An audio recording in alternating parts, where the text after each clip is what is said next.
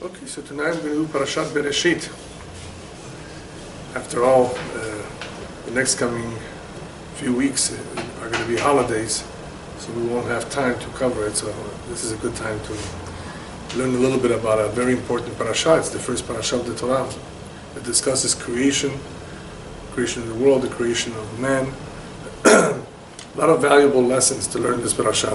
What's interesting in the very beginning, what is noticeable, is that after Hashem creates the world, a world which has so much detail, some of which is described to us, right after it, there's already a commandment, there's already an instruction to the human being, that is. And what is the instruction? Listen, you have a lot of things around you that you're going to like, that you're going to notice, that you're perhaps going to want for yourself. Enjoy it, use it, but don't get close to the Etz HaDa'at. To one tree, don't get close. Don't eat from it. Etz HaDa'at, the tree of knowledge. So it's interesting that right in the very, very beginning, he receives instructions which limit him to what he can do and not do. What is the purpose of giving man instructions right away? Restrictions. From the very beginning of creation, what is noticeable is that Hashem created sets. And these sets define certain differences that exist. Not only differences, but pretty much opposites. You have, for example, light and darkness, day and night. These are time frames. The day is limited to a certain amount of time, the night is limited to a certain time frame. Then you have male and female. You have the physical body and you have the soul. Very different entities. And you also have Kodesh V'chol. You have that which is holy and that which is unholy. So what we're seeing from the very beginning is that Hashem created opposites or sets where the two are very different from each other. And this creates certain limitations, certain limits. What does this teach us? That man must realize that he also has limits. He needs to have these limits. In order to succeed in life, the fact that he is different from an animal, he's been given a certain level of intelligence where he can differentiate, where he can observe the differences that exist and know what his limits are. Man was created for a totally different purpose. He's not an animal. He therefore has to live his life by following certain rules. If he breaks those rules, if he doesn't see differences, if he thinks everything is the same, then he will not succeed. Man therefore needs to have certain rules, certain limitations as to what he can do and what he cannot do. An animal doesn't need such rules. The human being is endowed with free will, so he is able to do the right thing or the wrong thing. So he has to be instructed. Therefore, from the very beginning, listen, you have tremendous powers. Therefore, be careful and know what your limits are. Especially since the greatest obstacle to man, the greatest weakness that he will have, will be in the area of ta'avot. Ta'avot are desires. All kinds of desires that people have. You see from the very beginning of Parashat Bereshit the whole story with the serpent. And what happens there basically? They are tempted by the serpent to eat from that tree that they were told not to eat. So that pitui, that temptation, is a form of ta'ava. Let's try it out. What could be so bad about it? What's going to happen? Are we really going to die?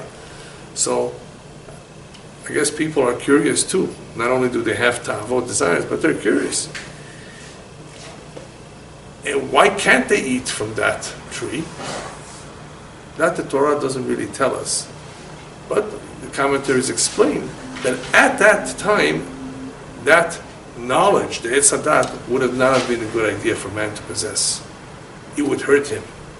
We're talking about a stage in creation where human beings have a tremendous amount of ta'avot, tremendous amount of desires, and the Torah is not yet given.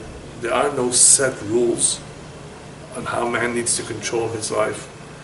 So that incredible knowledge, divine knowledge, for man to possess that at that time would hurt him much more than it would help him. Hashem says, therefore, don't touch it. This is not good for you right now. Trust me. However, right after man is created, the Torah describes Shabbat.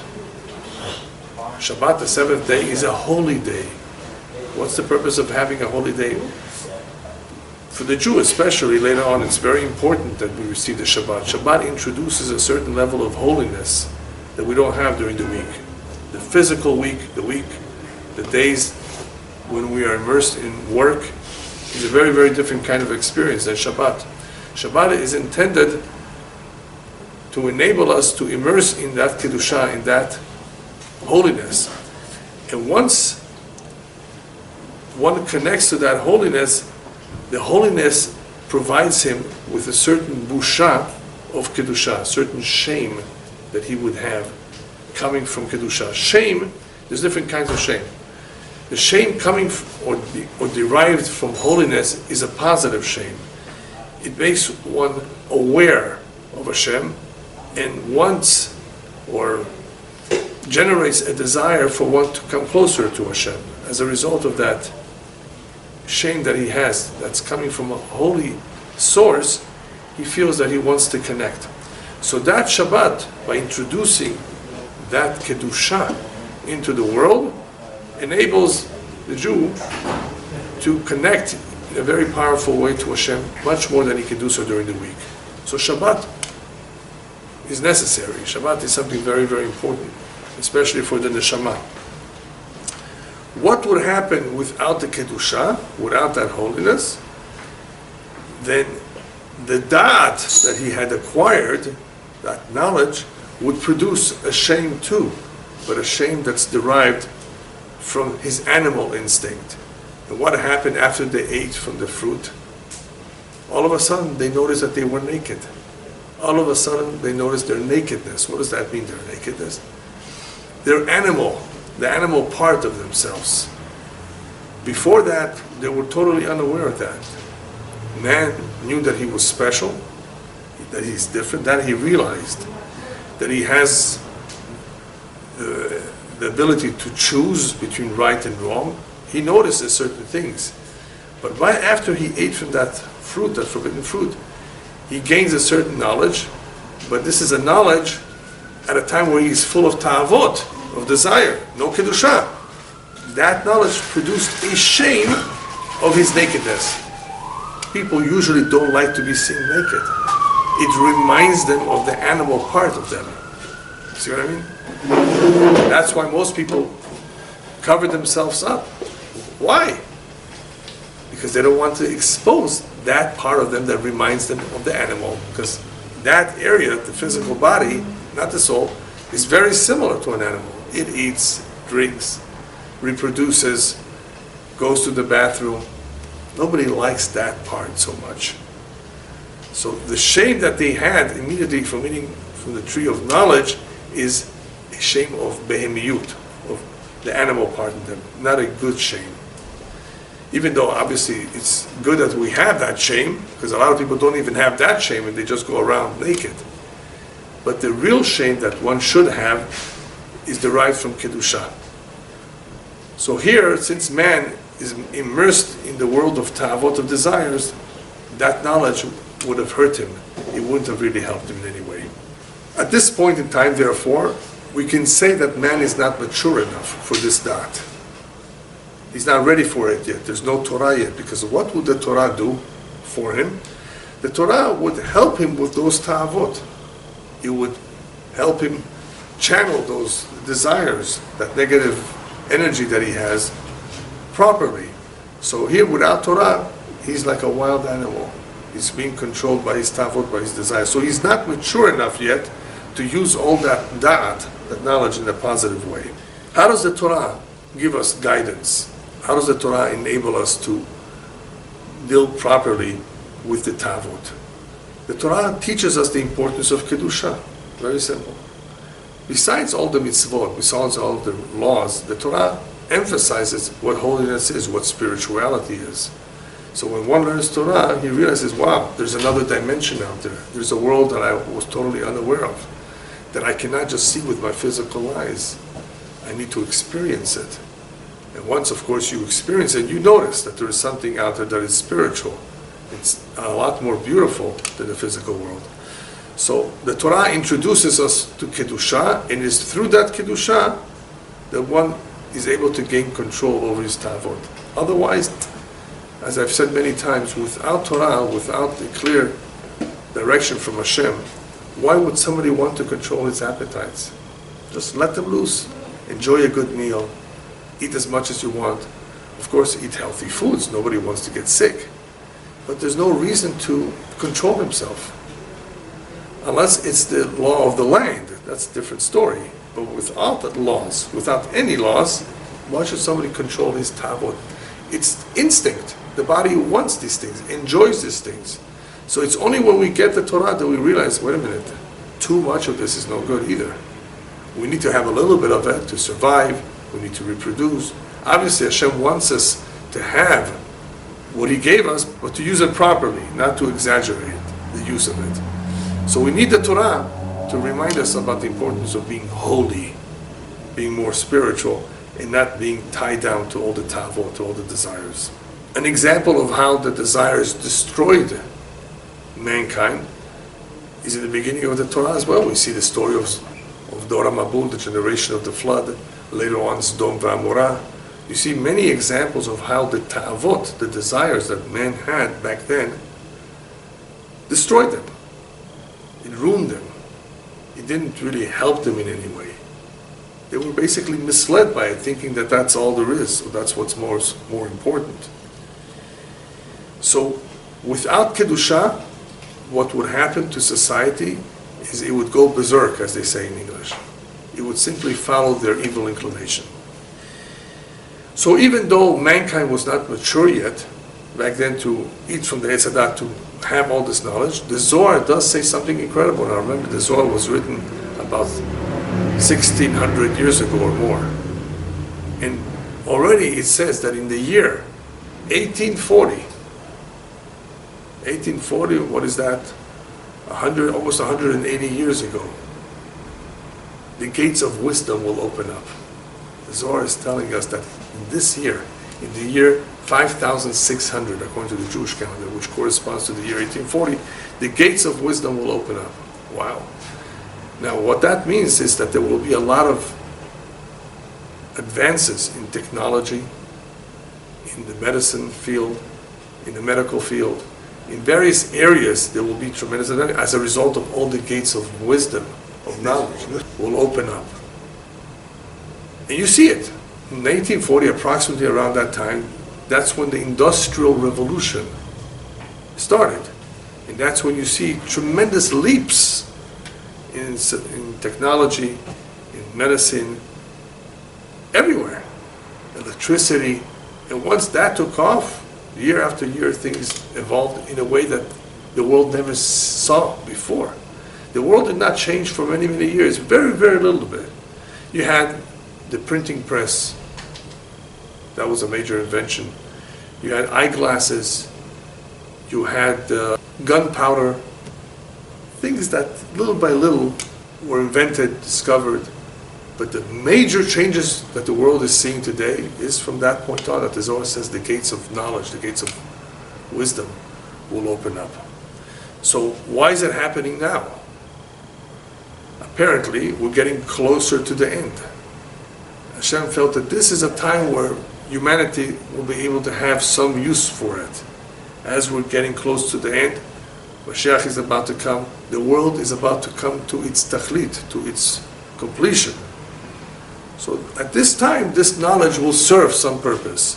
But even now, without proper direction, this knowledge can be dangerous. Nuclear bombs is the best example. Human beings have the ability to destroy themselves today in a way that was not possible in the past as a result of this knowledge. So you see, even now, that this knowledge is being put to good use, but it's also very, very dangerous. Besides the tree of knowledge that is discussed in Bereshit, there's also something that is discussed more in the Zohar and the Kabbalah that is alluded to in the Torah.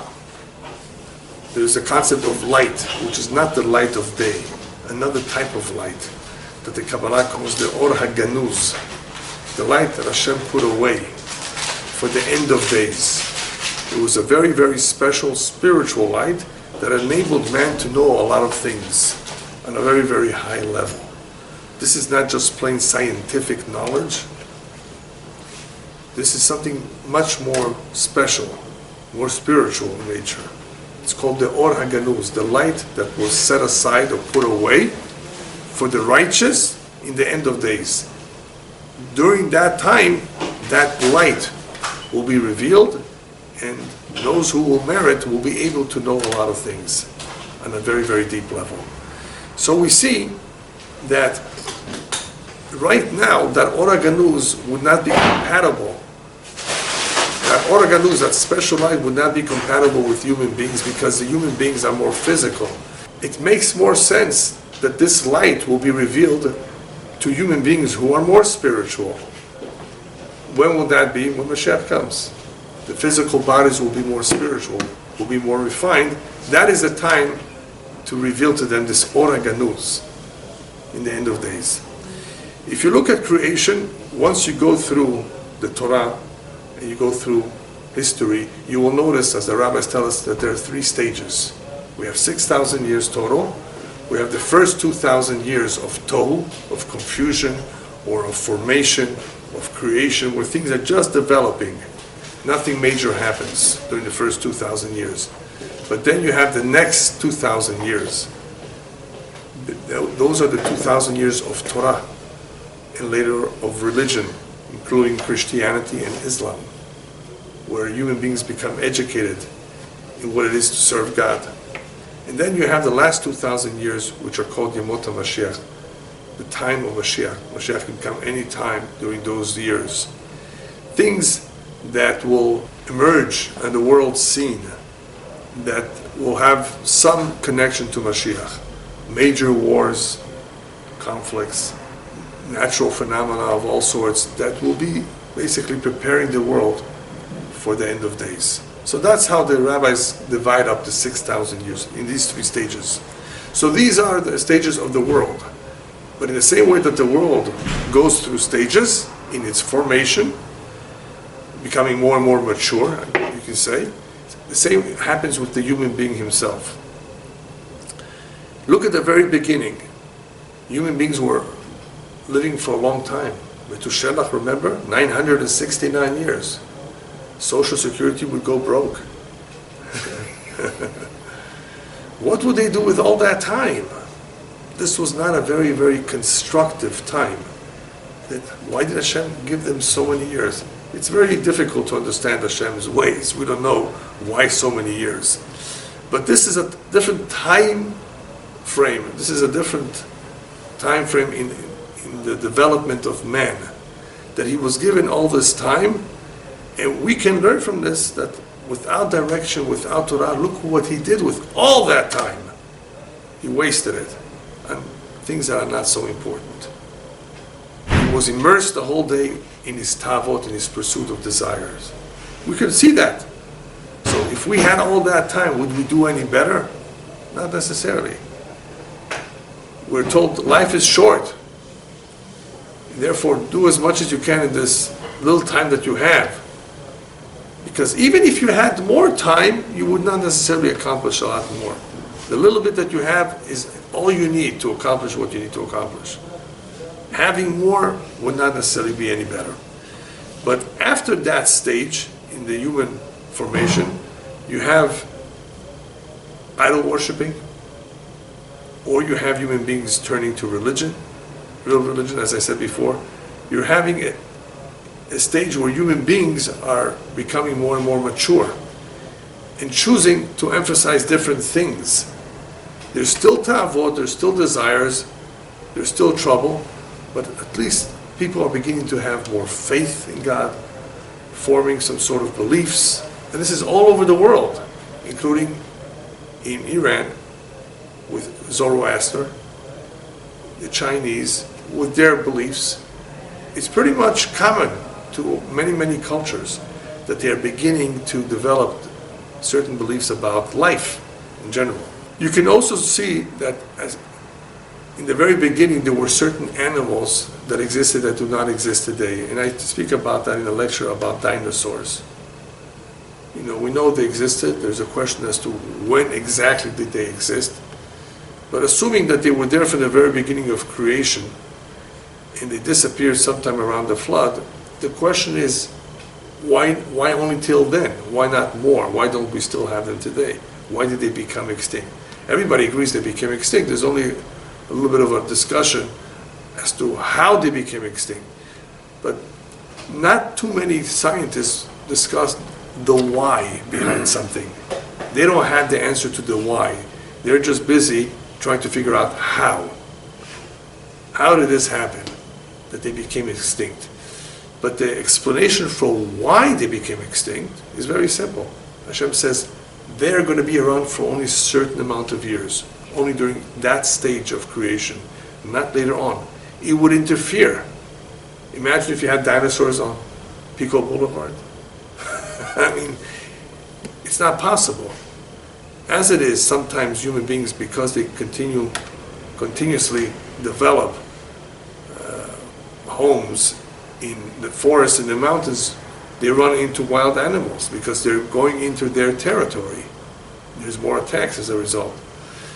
Human beings were not meant to coexist next door to the animals. That's why animals hunt at night when human beings are asleep. Hashem set limits, as we said before, a different time for the animals to do whatever they need to do, and for human beings to go to work and do whatever they need to do, and gave them different parts of the world. Otherwise, the wild animals would be a problem. So they existed for a certain amount of time that Hashem decided, until when it will be. Again, we see examples of how the world changed, not only in the atmosphere, as we're told. Even the atmosphere changed. It was different before the Mabul and after the Mabul. We see the continents breaking up according to our tradition. It was one land mass before, and now we have various continents. Why? Why did Hashem want it to be this way? All we have is a little bit of a clue from what the Torah says, that after the flood, they scattered. After the Dora Palaga, to be more exact, the generation that built the tower in Babel, Hashem scattered them all over the world and mixed up their languages. So we do have a little bit of a reference of how it happened, when it happened, that people began to disperse all over the world. But before that, they were much closer to each other and they spoke only one language. So in the same way that the world is leading to its completion, to its perfection, you might say, we learn from that man needs to also perfect himself. He's not just born in a certain way, grows physically and stays the way he is. He has a job, and that is to perfect himself, to refine his character, because the physical body, if you feed it properly, it will grow by itself. But the spiritual part of the human being, for the neshama to grow, for the individual to mature, he obviously needs to do something other than just eat. So that is something that is left for man to do. Hashem says, I will create you, I will bring you into this world, and I will provide for you what you need to survive, but you take care of yourself, as far as refining yourself, as far as completing yourself. Where do we see that? In the very beginning, if you will notice, when Hashem describes what He made, what He created, there is a word kitov after every one of them. Hashem saw how everything was good, and it was day 1, day 2, day 3, right? What does it mean that He saw it was good? Good is something relative. What is good for me may not be good for you. When Hashem says something is good, it means it serves the ultimate purpose of creation. It has a purpose. There's a need for it, and it's complete. You don't have to do anything more to it. Hashem created the world, the sun, the stars, everything is complete, everything is ready for the world. On man, it doesn't say kitov. Man is good, isn't he? No, not necessarily. It will be up to him whether he will be good or not, how he behaves. Whether he earns himself a good name or not, whether he does good deeds or not, that will be up to him. So Hashem says, whether you're going to be tov or not will depend on you. And only on the day man dies will we know whether he was good or not. Not when he's a baby, when they're all cute. Only when they die do we know what did he do with himself. Did he do anything, or did he just waste his time? So man needs to do something about refining himself. Who's going to help him? Well, one of his helpers will be his wife, one's spouse. The Torah says clearly, "E'eseh lo ezer kenegdo." I will make for him a helpmate, ezer, and that will be his soulmate. As long as it's the real soulmate, then the chances are very good that one will help each other. Now, it says ezer kenegdo, which is very interesting. In Hebrew, that means a help opposite him. And the rabbis learn from this that when it says opposite, it means that she can oppose him too. This helper can actually oppose him, be against him. It all depends if he's meritorious or not. If he's a good person, she will be his helper. If he's not, she's going to give him a lot of trouble. She will oppose him. Not everyone, of course, but there's a chance that Hashem will use the woman to oppose the man. When they say opposites attract, by the way, it doesn't really mean complete opposites because they wouldn't get along. It's opposites that need each other, that are compatible, and feel that they can really get along because each one has what the other one needs. So if they need each other, that's a good sign. So the soulmate is one way one can get the help he needs to perfect himself. Now, the Torah, of course, for the Jew, is also a tremendous, valuable guide because it gives the Jew direction, like a GPS, and reminds him of the tachlit, that life is purposeful, that you need to observe the mitzvot, you need to do certain things. This is not just a picnic. So the Jew has at least a map, a roadmap that guides him towards the tachlit. And what is that tachlit? What does the Torah teach is the tachlit of life, the purpose of life? Other than serving God, which is obvious by following His commandments, it's to do good, to be kind to other human beings. Olam chesed yibaneh. The world is founded through kindness. Founded meaning that this is the way the world functions. If there's no chesed, then everything destroys itself. We have war and conflict. People don't care about each other. They don't want to cooperate with each other. You're going to have war and destruction. So the Torah emphasizes chesed, meaning be considerate and sensitive of another human being. But if you look at history, what happened? Exact opposite. Humanity stumbled in this area, exactly this area, because each one cared more about themselves, about their own empire, about their own people. They went to war. They didn't care about the fate of others. They were sadistic even towards others. Did terrible things against other civilizations. Continuously till this very day. It's incredible. You would think that by now human beings have become more mature, more intelligent. They have a long history to look back and see for themselves that it was not a good idea. They even made a United Nations to put an end to all those wars. It doesn't help. The United Nations doesn't get involved. It's a total waste of money and time. Nothing important goes on there. Maybe they do certain things that have some value. I'm not discounting it completely, but the real intent of forming that body of nations was to really cooperate, to do something together and hopefully eliminate war. That hasn't happened yet. So man has failed continuously as a result of the tavot that we said before, desires. So even though, if you analyze what the Torah says about man, that he's created in the image of God, that means he is special. Nonetheless, he's half animal. We can't forget that. He has certain character flaws. We all have our weaknesses.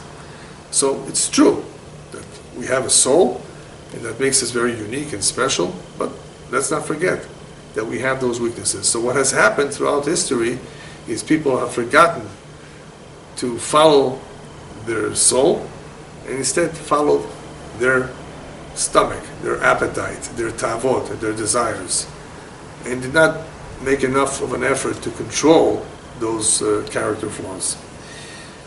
So therefore, we all, I think, are going to agree that there's a need for the 7 Noahide laws. Because here I was talking about Torah, but the Torah was given to the Jewish people. It's intended for a different mission. But what about the rest of the world? Don't they need some sort of rules, some laws? Yes, those are the 7 Noahide laws. Without them, you have chaos, you have anarchy. Thank God that in some countries you do have laws. You still have a lot of crime, you still have trouble, but there is some laws. Human beings need laws. Just like on the freeway, you have to have dividing lanes. You have to know, where the white paint or the yellow paint is, because otherwise there would be more accidents. People have to be shown what to do and what not to do. Otherwise, there would be chaos. As it is, there's a lot of chaos, but it would be a lot worse if there weren't any rules. The Jew, however, was given the Shabbat. Besides the Torah, he was also given the Shabbat, and it is through the Shabbat that he is able to connect and to remind himself of the Tachlit. We were talking a little bit about helpers, so I mentioned the soulmate. The Torah is obviously a big help, no question about it, but the Shabbat in itself is very significant because once a week, whether he's been learning Torah or not, he is reconnected in a very powerful way to remember the Tachlit, the purpose of life. How? What does Shabbat have to do with the Tachlit? Shabbat is the 7th day. The number 7 is very important in Judaism. It represents holiness. But here it's not just about the holiness, which we already discussed before, what that does for us. It's about the number 7 representing the world to come. The world to come is the Tachlit. This is just a passageway we're going through for 70, 75, 80 years, or a little bit more, and then we leave. Right? We're done with what we have to do in this world. Everything that is being done here is in preparation for the world to come, for the spiritual afterlife, and for the world to come after Mashiach comes. It's both, the spiritual afterlife when we leave this world, the physical world, plus the world that is awaiting us after Mashiach comes, after Techiyat HaMetim, after the dead will rise. So Shabbat reminds us of that. Shabbat is the Tachlit, it's the 7th day. The holiness of Shabbat is powerful too, but it's also the reminder that we need on a constant basis as to our Tachlit. Otherwise, what are you doing? Just work. You want more work? Shabbat, you rest. What do you rest? What exactly rest? The physical body gets the rest so that the neshama can express itself. A whole week it may not have been able to express itself. So we abstain from certain types of functions, not just work, certain type of functions that will enable us to focus more on the family, more on Hashem, right? More on things that are of spiritual nature, not just the physical world, which we had 6 days to think about. Enough. So this actually is a big help. People don't appreciate what Shabbat does for them. If you keep it properly, you will experience something very, very sublime. So the Shabbat, in the end, if it's observed properly, will remind us of how important the service of Hashem is. And the service, or I should say the work that we do that is physical related, is in no way as important as the service of Hashem. So on a regular day, of course, we have both. We have the prayer, we have the mitzvot that apply, but we also have our jobs. So we're obviously going to be focused on the two of them. Comes along Shabbat and reminds us, no, but this is the more important one, the service of Hashem. So I asked the question, if that's the case, that man needs to focus on the Tachlit, man needs to perfect himself, that ultimately what really matters is the afterlife or the Olam Haba, the world to come, not this world. Why is it that Hashem wanted man to work so hard? If you read Parasha Bereshit, at the very beginning, you will notice that it appears that God cursed man, that through the sweat of your brow you're going to have to eat. You're going to eat bread. Can I not just eat bread without sweating, without working hard? But you know what goes into making a loaf of bread, right? It's a lot of work. You don't see it because you buy it at the bakery. It's all ready. But from seeding the wheat in the field, preparing the ground, all the work that goes into the field, and then when it's all harvested, the threshing, the grinding, the making the dough, the baking, there's a lot of work, a lot of steps that go into making the bread. So all of this is hard labor. What for? So if you just read Bereshit, just basically translate the words that are there, you will think that this is just a curse. This is the way Hashem cursed, that we should work so hard, but it's not so. Even though it's not such a blessing that we have to work so hard, obviously it's difficult, but there's definitely a good reason of why Hashem wanted us to work hard. One reason is man should remind himself that he's dependent on him. If everything would come easy to him, would he pray? You think he would pray? There would be rain on time, imagine. Everything is easy, the work is not that important because everything pretty much happens by itself. You pick the bread from the ground. You don't have to bake it, do anything. In some ways, that's the type of life they had before the flood.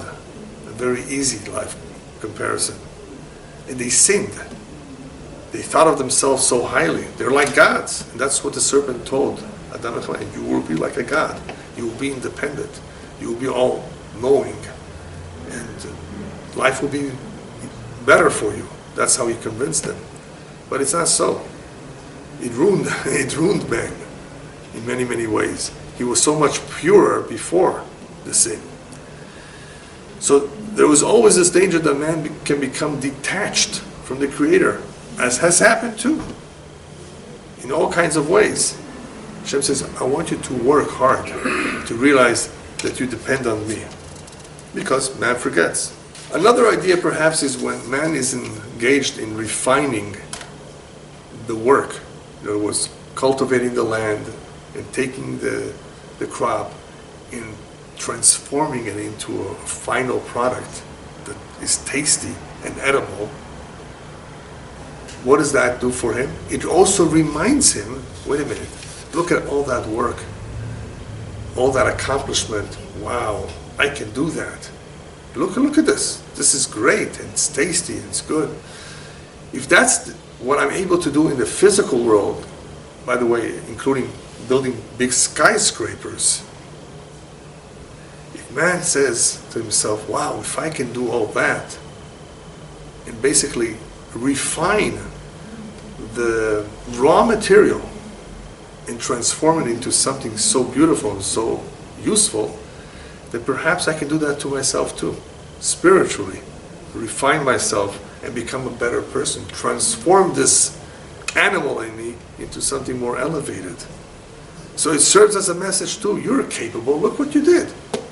God has given you the brains to do this. You don't think He's giving you the brains or the ability to make something of yourself, a better person? And for the Jew, that's what the circumcision is all about. It's a reminder that there's something that you have to remove. Why didn't God just not create us with that foreskin? Why did He give us an extra piece of skin that needs to be removed for boys at the 8th day? One explanation is to remind us, you see, you're not complete just yet. There's something that you need to do. God brought you into this world. He gave a soul to this human being. He gave him all the senses. He provides him with livelihood. Yeah, but there's something that you need to do. By removing the foreskin, the Jew is reminded that this is part of his mission in life, is to perfect himself. And where is this foreskin removed from? In the source of all ta'avot, of all the desires. That's the location, the source of all the ta'avot, of all the desires. So it's interesting how he's being reminded You're not just perfecting yourself, you're perfecting yourself in an area which is very important, and that is the area of tavot, of desires, because if you continue to be controlled by desires, you will not succeed. In order for the human being to succeed in life, he has to have control over those desires and not be controlled by the desires. So either you control your evil inclination, or your evil inclination will control you. There's nothing in between. Either you are the boss and you're in charge and control, and it's possible, or if you let him, he'll control you. And you see that all over the world. People who are addicted, people who are completely controlled by their desires, no limits whatsoever. There was an individual who came once to his rabbi seeking help. He says, "Rabbi, my evil inclination is always pursuing me. He's always after me. I don't know what to do to stop him. He's always going after me." So the rabbi says, no, that can't be so. You're not on that level yet that the evil inclination is pursuing you. You are still pursuing him. You're going after him. In other words, you're searching for ways to satisfy your desires. He's not coming after you. He doesn't have to. And that's the reality, that a lot of people are actually going after their evil inclination. What else can I eat? What else can I do? They're not on the defensive, they're on the offensive. They're actually going and looking for things that will bring them pleasure and enjoyment. Where the goal ultimately is that we're not driven by these things. We just do whatever we need, the bare minimum, but to be driven by it, to emphasize this, to care so much about this, no, that's not the way of a Torah type of life, which is guided more by spiritual priorities than physical ones. We also must remember that this is a battle for our entire life. From when a child begins to walk, talk, he already has some of that evil inclination in him developed, where he wants everything for himself. He's selfish. He needs to learn to be unselfish and to share, right? We always tell our children, share, learn to share. Now some kids are better than others, but children need to learn. And you think adults don't need to learn? Of course, we always need to learn. But the hope is that as a child progresses, as he grows, as he matures, that he on his own will know certain things. Obviously, without Torah, it's much more difficult. So the Torah helps in reminding us of the ultimate tachlit, of the ultimate purpose of life, what is right and what is wrong. And even then, it's confusing. It's not always clear. People are biased. People have issues. People are not so easy to give in. Those are those character flaws that we were talking about. Weaknesses that if one does not take action to perfect them, to refine them, then he will be a slave to his evil inclination. But what's the ultimate purpose of this battle? It's the way we are rewarded in the afterlife. Hashem says, I'm going to give you the free will. You're going to have battles with that evil inclination. It won't be easy. I'm telling you to observe my mitzvot, but you will have an enemy number one, that will give you a hard time. And the reason for this battle is because I want you to overcome it. That's your job. And that's how you will be rewarded. If I make it easy, then you don't have free will. Free will means I'm being challenged and I make the decision. And that's the decision that we need to take almost every day of our life, whether we do something right or something wrong. Every human being has those challenges, different kinds of challenges, but still challenges, where he has to make a decision. And that evil inclination, which is the physical body that is driving it, that's the motor of the evil inclination that uses the physical body and desires, will prompt him to do that which brings him physical pleasure. Whereas subconsciously the neshama, the soul, will direct him in a totally different direction. So it's a constant battle or conflict between the neshama, the soul, and the physical body. The yetzer tov, the good inclination, and the evil inclination. One having the driver's seat in the soul, and one having the driver's seat in the physical body, which is full of tavot, full of desires. But in the end, this is how we are rewarded. So we said before that one of the helpers that Hashem gave us is a soulmate. The soulmate, however, sometimes opposes us, not only because the woman is different in nature than the man, not only because of that, but that is intended to be like that. That in order to create a certain balance, that man should not always think that he's right in what he does and what he says. He needs a counterweight. He needs something that will balance him out. As you know, women tend to be more emotional, more sensitive. Men tend to be more logical, even though men can be emotional too and sensitive. And women can be logical too. But usually they are very different. In these qualities, if they cooperate, help balance each other out. The Chafetz Chaim has a nice mashal. He says, think of that kind of an opposite as the wheels in a watch or in a clock. You have those wheels going in opposite directions, but that's what's necessary in order to produce movement. You need them to go in opposite directions. So the difficulties that we have with the Yetzer Hara, or the difficulties that one may have with his spouse, depending on the difficulties, some of these difficulties are actually helpful in order to bring about a certain balance in the human being's life. So we see all around that Hashem has given us the tools with which we can help ourselves. Not everyone appreciates the fact that the spouse can really be a big help. As the rabbis tell us, women have intuition, a more powerful intuition than the men. So depending on what exactly the discussion is about, what the subject is, sometimes you may want to listen to what your wife may have to say, because she may see something that you don't see. It's called intuition. So again, a help in a way that even though it is sometimes a struggle, it's difficult, but that struggle or that difficulty in the end helps put a certain balance in our life. What are the most challenging situations in the world? The most challenging situations in the world have always centered around kinah, ta'ava, and kavod. The pursuit of honor, jealousy, and desire. As the rabbis tell us, these three, I guess you can call them challenges or character flaws, makes no difference, have always been the source of all of the majority of problems in the world. These present the greatest challenges to human beings.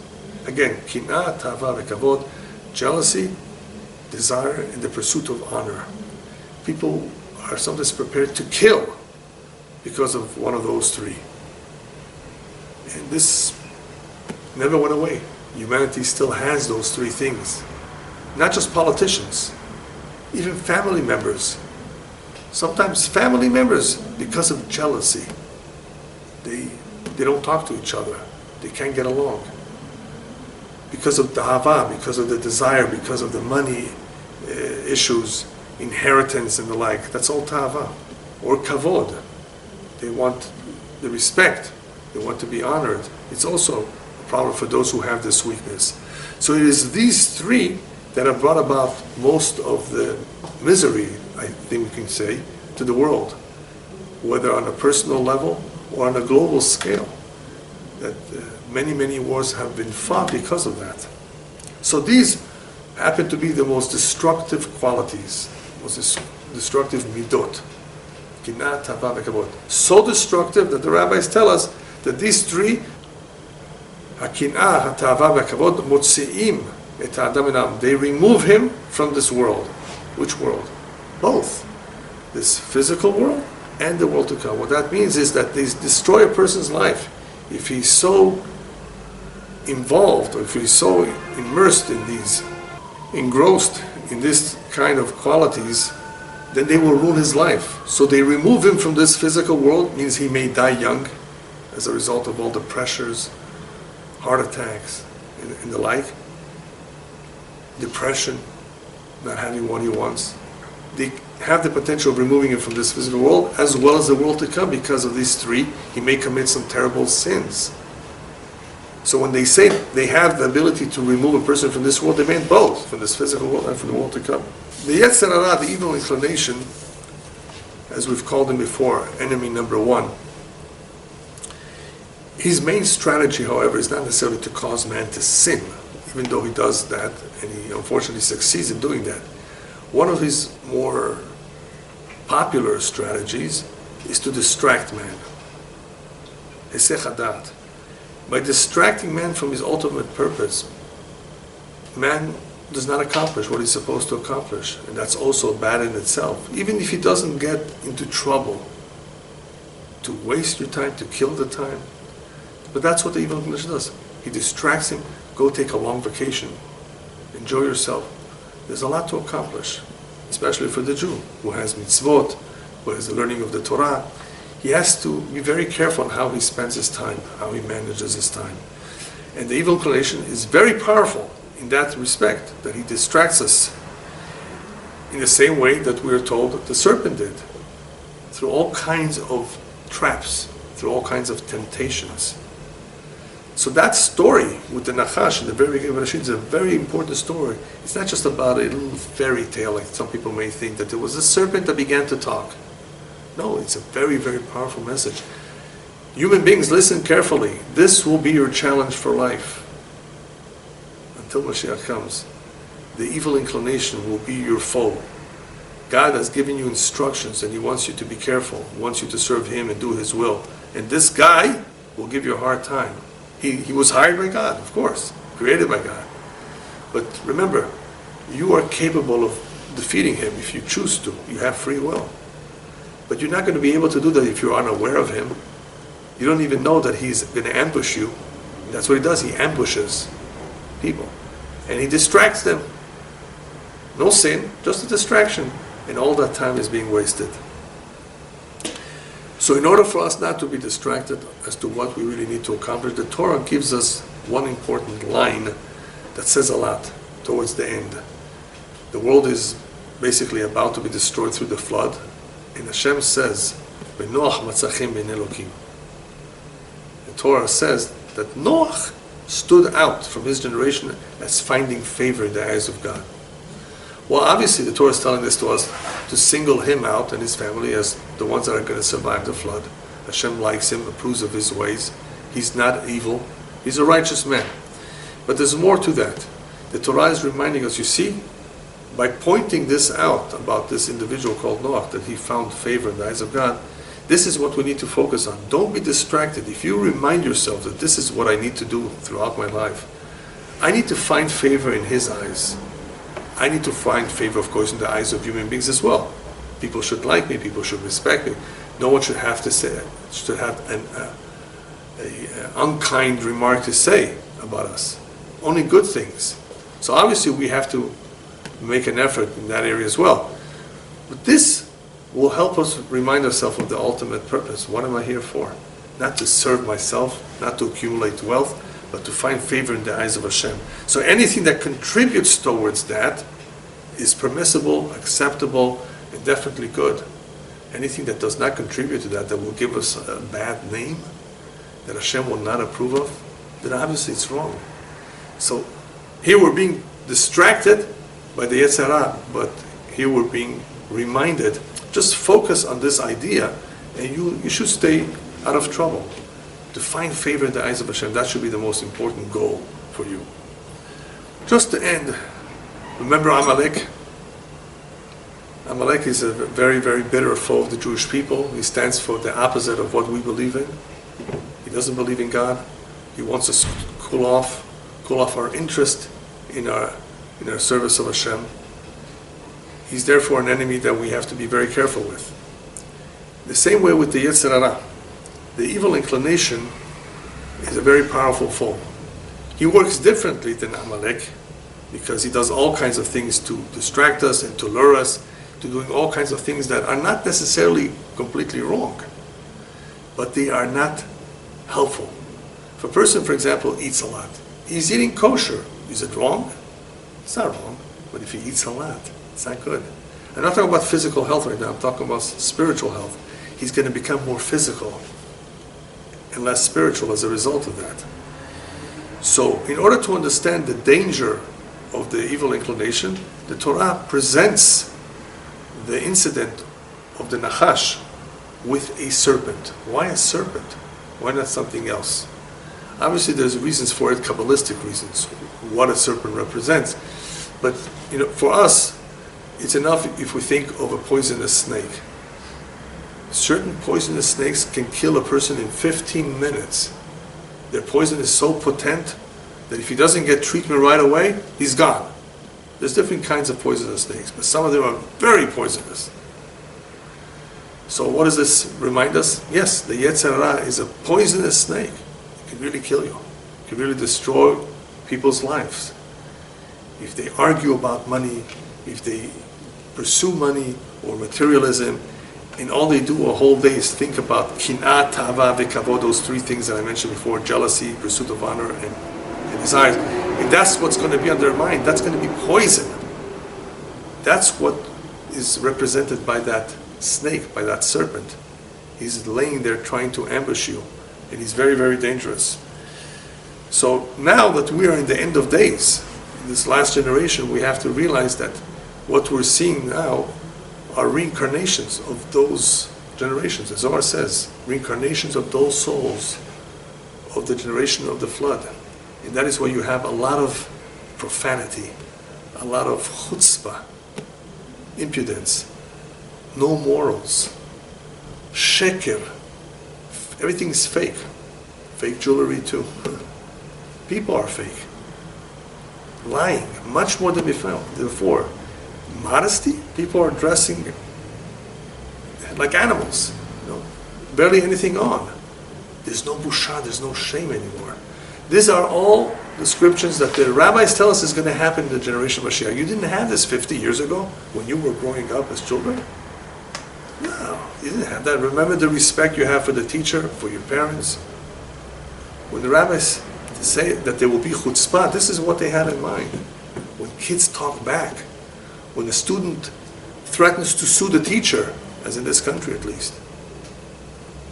So what we're seeing is a complete degeneration and destruction of society in ways that we've never seen it. So why is this happening right now? Why should this happen before Mashiach? Just because we're having reincarnations of the past? Yes, it is definitely indicative of souls that are very impure coming back for whatever reason. Hashem is bringing them out right now to this generation. He's bringing them back. But there's something else. The rabbi called Maharal Prague, who lived in the 16th century, writes that before you build a new building, you got to demolish the old one. Hashem is about to rebuild the world, to rebuild the temple, to complete the creation, to perfect it, to bring it to its highest state possible, to bring us that Ora Ganuz, all that light, all that dot, all that knowledge.